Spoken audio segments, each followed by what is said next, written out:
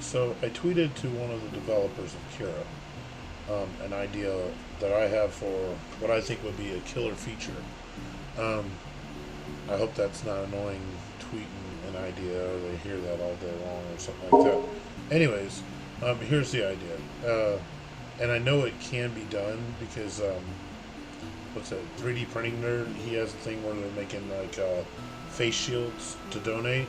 And he talks about stacking your prints. I don't know if there's a plugin for this. Maybe this has already been done, but uh, if it is, let me know, I guess.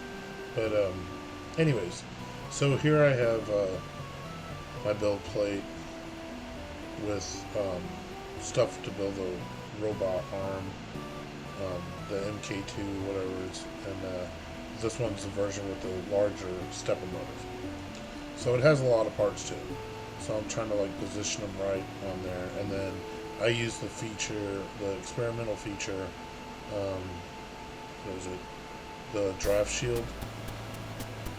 Yeah, enable draft shield, so it like builds a wall around it.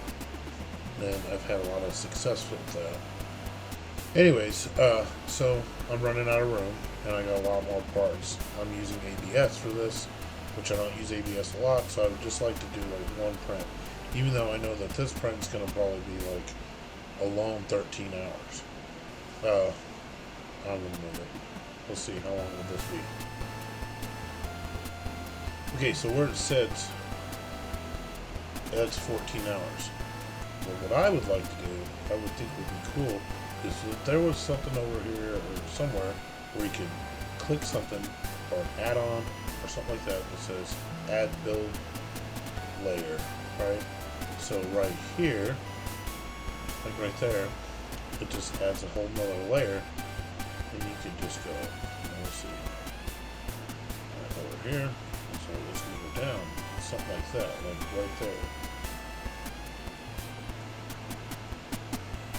And so if there was a whole nother layer right there, and now I was thinking, I like to use the new lightning infill, and I've had a lot of success with that. It saves a ton of filament. So like here's half painted Stan Lee, and that's lightning infill, and it saves so much filament. But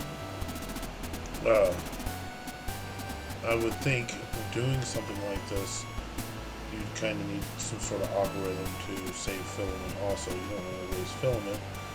And so I don't know if like you could have supports that would, like when you slice it, would go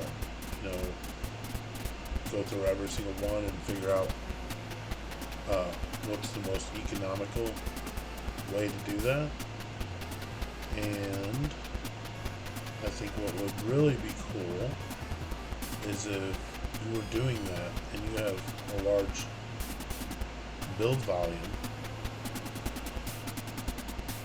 that there was like, it estimates your filament, and then you know how you get these little warnings that pop up for different reasons,